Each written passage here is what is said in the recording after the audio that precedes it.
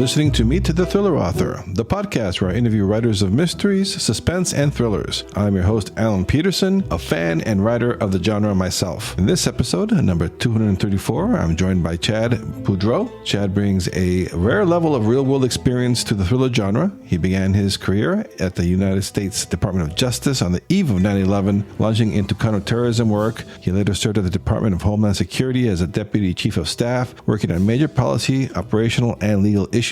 Today, he's the Chief Legal Officer for a Fortune 300 company and America's largest military shipbuilder. Now he's channeling that insider experience into fiction with his latest thriller, Mob Justice, a scavenger hunt thriller, out March 17th. In this book, the Justice Department lawyer Blake Hudson takes on the modern Chicago Mafia in a high-stakes story of shifting loyalties, hidden networks, and power that runs deeper than it appears. In this conversation, we talk about Chad's journey from national security insider to novelist, how this real-world experience shapes his fiction and his writing process. So stay tuned for that. It's coming up here in just a moment. Just a quick reminder, if you enjoy the show, please take a moment to rate and review the podcast. It really helps other thriller fans discover it. You can find show notes, a full transcript, and access to the entire interview archive of the podcast over at thrillerauthors.com. All right, and now here's my interview with Chad Boudreaux. So, Chad, welcome to the show. Great to be here. Thank you. Yeah, thank you. So as I mentioned there in the intro, you've had a very successful legal career for over 20 years. So I'm just kind of curious, did you always want to be a fiction writer in the background? What finally drove you to give it a shot, and how long have you been wanting to be a writer? Yeah, thanks. I started off in high school with some really good teachers in public schools that really pressed us to be creative, open up. I remember one humanities teacher said, there are no bars, and just do what you need to do. And I think that's probably what kicked it off. We were writing a lot. Everything that we wrote was accepted. And then when I got to DC, after the September 11 attacks, I was hired by DOJ, actually the night before those. I got to DC, where I am now, in a hotel room, by the way. We were just a part of something that was bigger than ourselves, and it was pretty amazing. And I think that inspired me to write. Oh, so you started your job on September 10th? Well, I was hired September the 10th, and I didn't even know if I would be hot. I didn't even know if I would get the job after that, because I thought what happened on September 11th. And I was expecting maybe 6 months from the date of hire, and they said, no, we need you in 2 weeks. And so packed up all my things from Austin, Texas. I had a wife and a Great Dane named Judge, who's the only real character in my books. And we moved to DC, and the rest is history. So with regard to your writing career, you have, I believe you have 3 books out now, right, that you've written? Yeah, that's right. Yeah, and so how long did it take you from when you first started to write to finally have it out in the world? What was that journey like? Yeah, so Scavenger Hunt, which is my first book, it took me 18 months to write, over 20 years, and finally got published. And then after that, it takes about 9 months to write the books. After that, I've written Homecoming Queen, which is off-brand. It's a love song to my hometown, a thriller to be sure, but not in the Scavenger Hunt series. And then Mob Justice is the second in the Scavenger Hunt series, and then the fourth one will be out probably at the end of this year or next year. In Mob Justice, you're tackling the Chicago mob, which I always think of it from the old days, Al Capone and all that.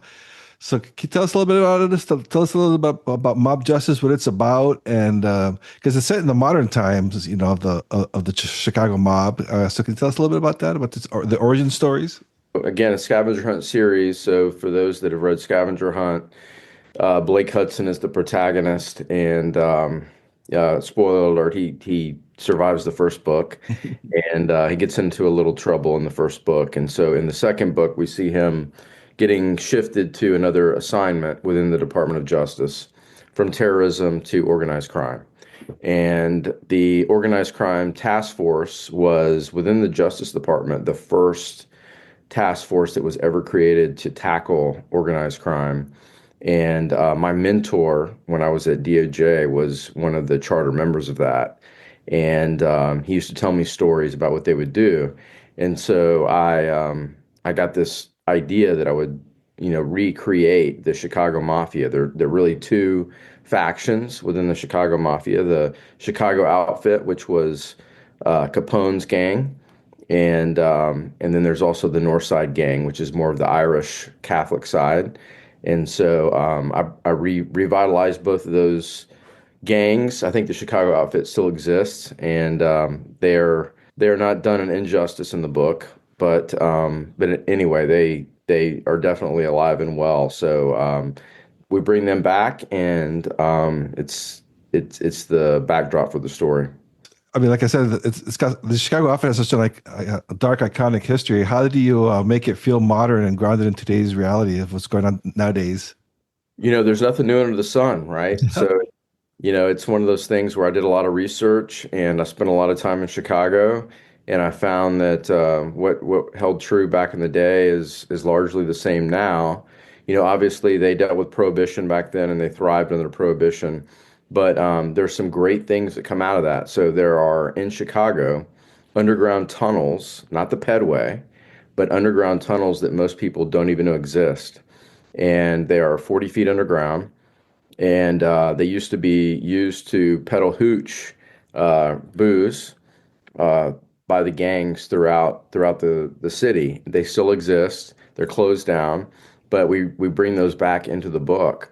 There's a lot of stuff that you think has gone away that is still kind of there, and so it's very easy to, I guess, give that some breath and to make it a great story, hopefully.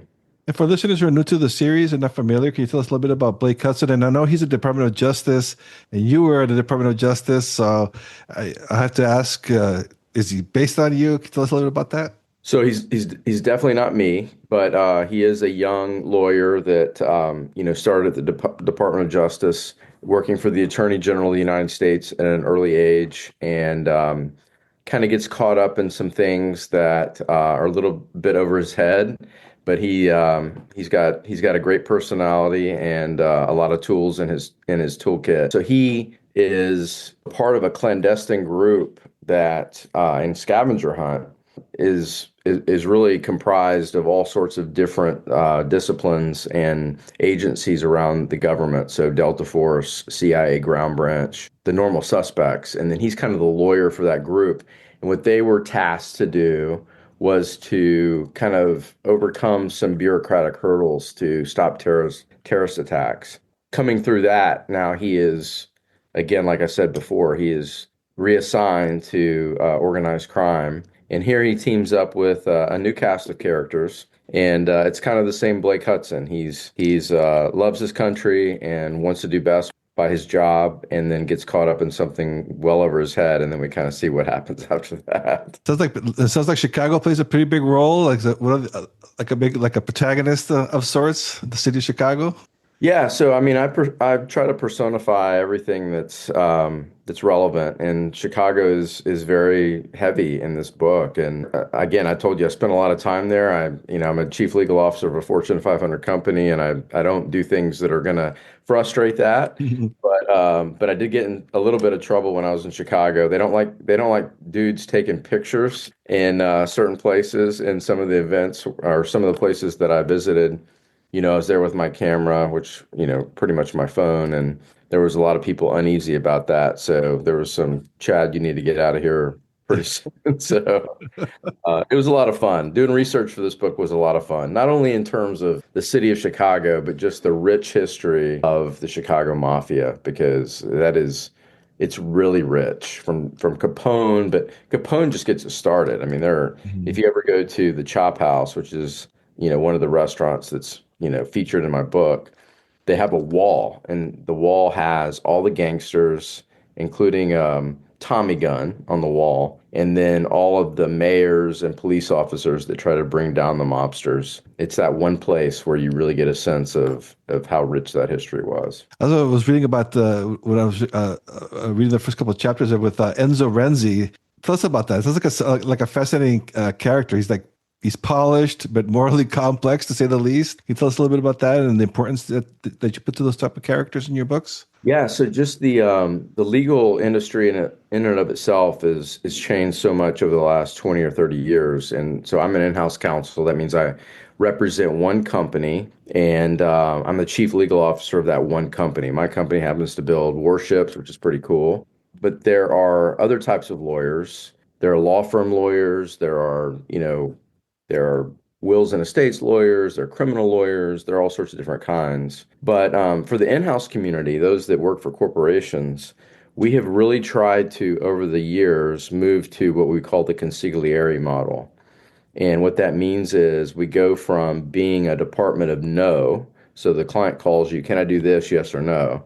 And the answer may be yes, the answer may be no, to being embedded in the business. When you're embedded in the business, then you don't really have to say yes or no. You're there from the very beginning, so you can tell them you can do this path, you really can't do this path. And that has become like paramount in our industry. And I say consigliere because that's based on the Godfather model of, Tom Hagen, which is Robert Duvall's character. And, we lost Robert Duvall yesterday, who for me was the best actor ever. I mean, he had Lonesome Dove, Augustus McCrae. He was Lieutenant Colonel Kilgore in Apocalypse Now, but he also was the consigliere in Godfather. And in that role, you kind of see how the mob lawyer works with the business, the client, to take care of problems. And so those of us who I think want to be good at our jobs as chief legal officers, we say we want to adopt that consigliere model.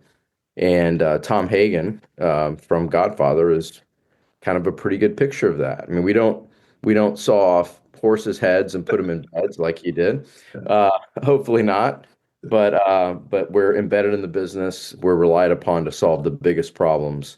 And so it's the same thing with Enzo Renzi. He was a Supreme Court clerk like Blake Hudson, and he chose a darker path. And that path puts him in line to serve his client, who happens to be the Chicago outfit, Capone's group. And along the way, he has to deal with Blake Hudson, who had clerked at a different time than he did, but they're both extremely smart and have all sorts of different tools to solve big problems, and they come into conflict with one another. And it's part of the beauty of the book, I think. And so you mentioned this is a part of the Scavenger Hunt series. This is the second book. So how has Blake evolved then from book one and book two? And for you, for writing the second book, how is that? Are you enjoying writing a series? Can you tell us a little bit about that? Yeah, so I'll start with the last question. So when I started Scavenger Hunt, I had about 10 ideas in my head that I wanted to write. And my second book was, I said it was off-brand earlier. That was a book that was really a love song to my hometown. I grew up in Corpus Christi, Texas, which I think is one of the most fascinating places on earth. I wrote a thriller about that. And while I was writing that book, Scavenger Hunt had started to get some publicity. And I started hearing people say, we need another Scavenger Hunt. And at that time, I thought about all the ideas in my head, and they really were kind of all Scavenger Hunt-like books that I would write. And so I decided I would make it a series. And I'm glad I did, because it really gives focus to kind of the trajectory of where I want to go with my writing. But Blake Hudson is, like I said before, a very equipped young man who has a lot of skills and hopefully a great personality, but he'll surprise you a lot. But I put him in situations where he doesn't need to be. And I want to see how he gets out of those situations. And just like if you have, Jack Ryan for Tom Clancy, or, the Gray Man or whatever, it's kind of the same thing. You create a character that you think will appeal to your readers and that you like, and you give them some skills and some talents. You give them weaknesses as well. And then you put them in extreme environments where you kind of yourself try to figure out how they're going to get out of it. And so Blake has evolved, I think, as a neophyte lawyer at the Department of Justice. He's now learning his way and gaining some wisdom along the way about how the real world works. I was kind of curious too, because obviously you know that world very well, the legal world. Is that so? But you're writing fictions. You're trying to entertain people, and these fast-paced thrillers. How's that balance? That because you have your legal mind, but you need to entertain. How does that? How do you handle that? So the way I think about it is I use my legal skills and talents to kind of undergird what I'm writing. So, there are great stories. Even today, there's real world stories that are great coming out of the Department of Justice or otherwise. It doesn't matter what your politics are. They're just great stories and they deal with some really exciting things. And so it's not hard to put a character like Blake Hudson into that environment and then create a story around it. I don't spend a whole lot of time I definitely don't spend any time on bringing my political view to my books. I give a balanced view to the reader. They can see kind of what happens behind the scenes and can make their own decisions on their own politics. That's not for me to decide. I think having a good understanding of the environment in which you're writing is crucial. So there are 75% of the things I write about, I've lived in some form or fashion, not the story itself, but the underpinnings of what I'm doing. So I know how terrorism task force work. I know kind of how lawyers operate within the department. There are things that I've never done before that I go outside of my area to experts that know better than me. So, for instance, in mob justice, with organized crime, there's a lot of wiretapping, and I've never done wiretapping. And so I went to the expert at the FBI on wiretapping, and I shared with him what I wanted to write. And like many other instances, they're so helpful to provide support and tell you kind of like that's not the lingo we use. This is the lingo we use. And actually that's not how it works. This is how it works. And they'll walk you through chapter and verse, kind of how it works. And so when you're done with your book and you have the experts that are weighing in on it, whether it's legal, intelligence, or law enforcement, you know that it's going to hold up and it's going to be correct. And then it's just about kind of the publishing world and the marketing world after that. Yeah, I'm kind of curious too, because since you were in the DOJ, is that could you just you don't have to they don't have to check anything or give you permission? You're free to write these stories or? So for Scavenger Hunt, I probably didn't need to get sign off, but I did. I went through that process. I was also working at the Department of Homeland Security. I was the deputy chief of staff at the time, not a legal position, but a pretty high ranking position there.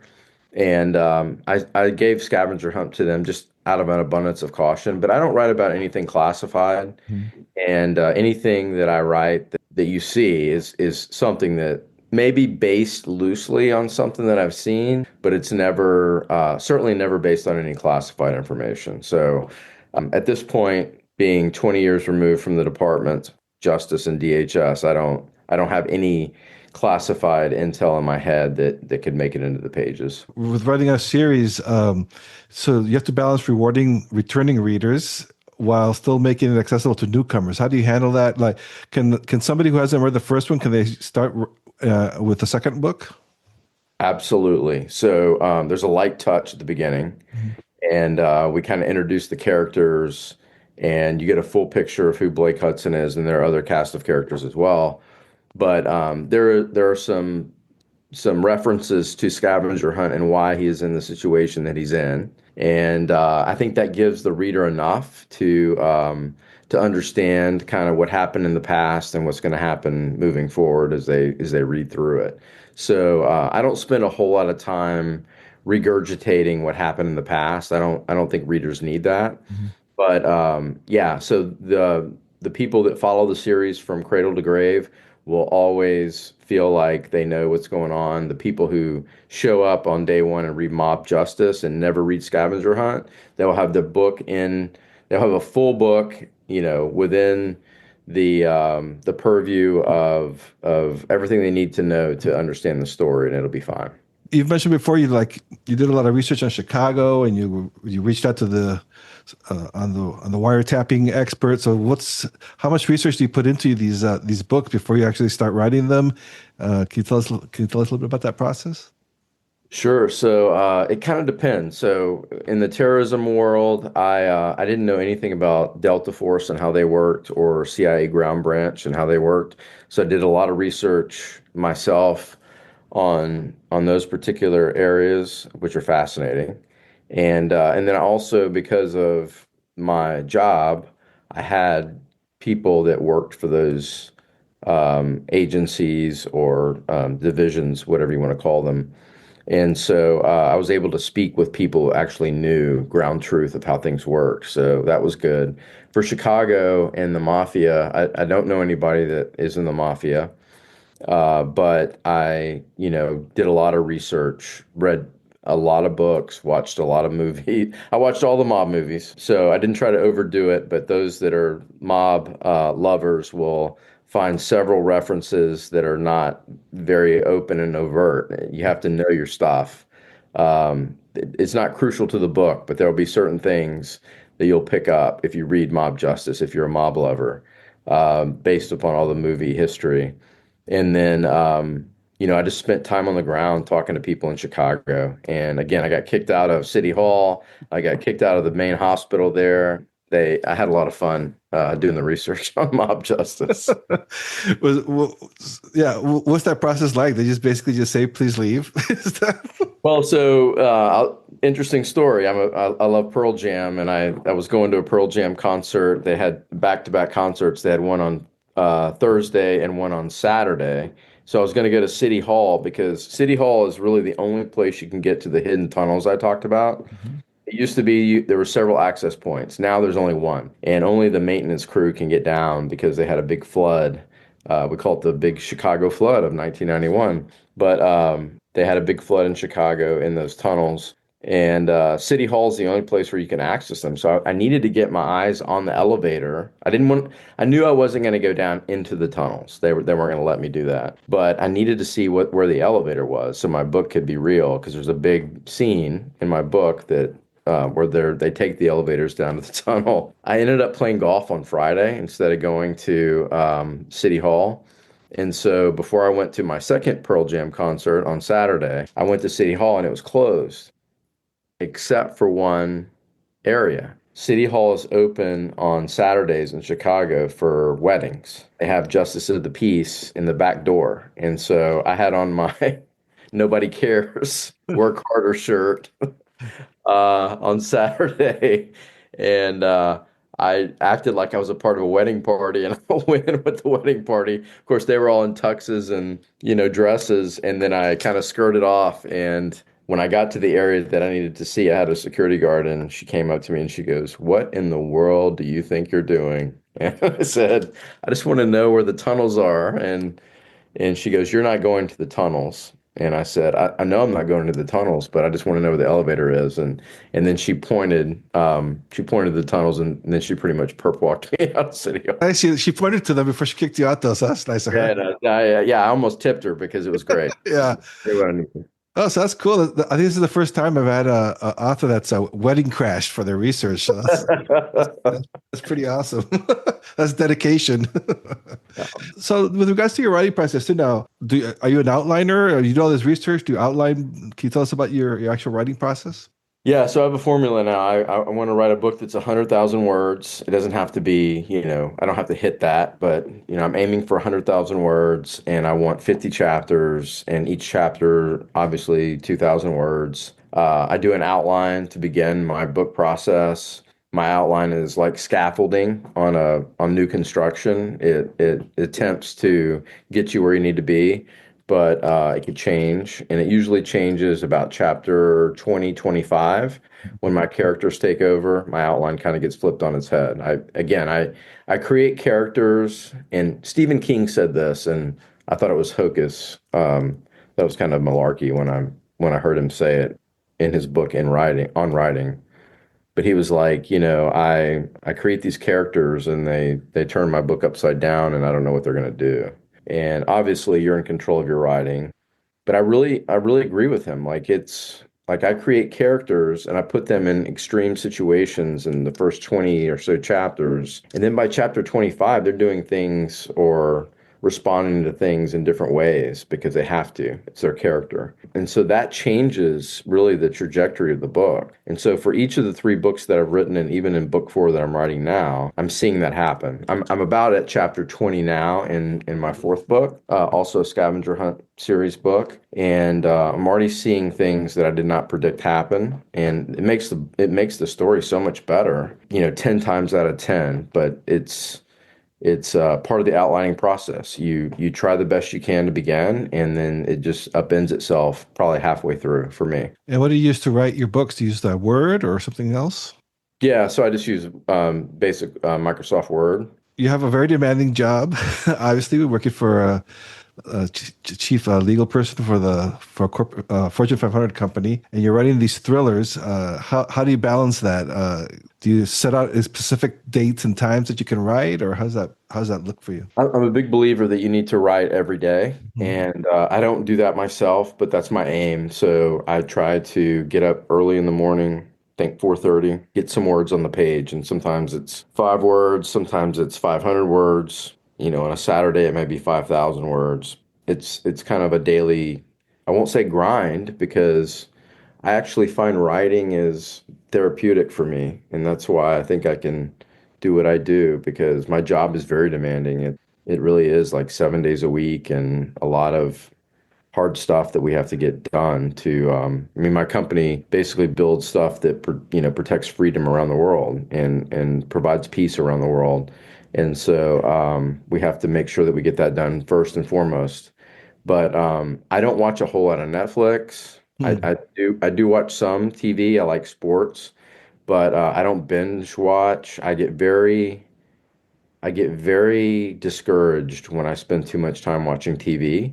I am very encouraged when I actually do something productive, and for me, writing is productive. What do your colleagues think? Do they know about your books, about your writing career? Yeah, they kind of everybody asks the same thing. It's like, how do you do it with your job? And it's a discipline thing. Writing is discipline. I'm not the most disciplined person in the world. There are people that, including in my industry, that are very much more disciplined than me. But for whatever reason, this is something where I can be disciplined and get done what I need to get done. I'm on a schedule that is my own schedule. And so I don't have like a traditional publisher that's going to tell me I have to be done by this date. But like I said, I'm pretty much a 9 month guy. It takes me 9 months to write a book, and then the hard work begins after that. Yeah, I always find that so fascinating. Somebody with your background and your career that you've had as an attorney, and then everyone like, oh, you write books, and then that's like the one that's they're so intrigued. How do you do it? I always find that so funny. Well, you think it's funny, and it is, but that's the greatest thing I love about writing books. Everybody asks me like, how do you do it and all that, but so I'll take myself out of it. I've been able to work with some of the best lawyers in the world, and they are amazing at what they do. Like they have skill sets that I would dream to have. I mean, many of them, are on the Supreme Court or clerked for a Supreme Court justice, and they are the top of their game. Just a different level. It's almost like a Ferrari at full scale. But they don't want to talk about the law when they're around me. They want to talk about the books. It's like, hey, how did you do that? Like, and how did you write that? So that's been a lot of fun because I love talking about my job. I have a great job. Many of us do. The people in my industry, whether it's law enforcement, legal, intelligence, what have you, they often just want to talk about like when's the next book coming out. I like the first one, the second one. It's been very rewarding. And you mentioned that you are working now on the third one, and that's might be coming out later this year. Yeah. So I'll be open and honest with your audience. I really want to, and I think I have the ability to I say this with humility, kind of take over the Department of Justice space. The Department of Justice is very politicized now, rightly or wrongly. I'm not getting into the politics of it, but they handle just a wide swath of so many issues. When you think about it, they're the lawyers for all the agencies. And so they get licensed to speak to everything. And if you read Tom Clancy, he's DOD. If you read Ludlum, he's largely CIA and state. And there's each author kind of has his or her own agency that they've taken over. I haven't really seen anybody that's taken over the DOJ space, and so I really want to do that. And so through Blake Hudson and some other characters, that's my path. And I believe that, I was trained by like the deans of the Department of Justice. I've dedicated my book to David Margolis, who was the cleaner at the Department of Justice for 40 years.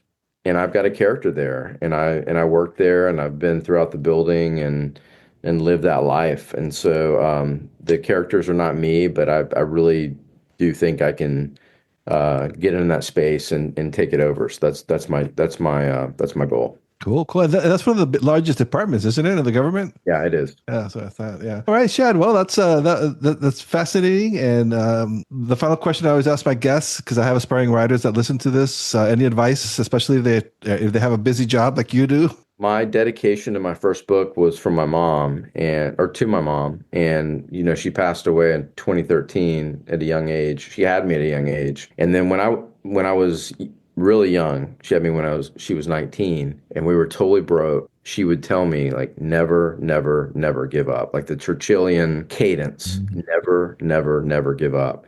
And that's what I would tell all aspiring authors. It's hard. Like it's really hard to get an agent.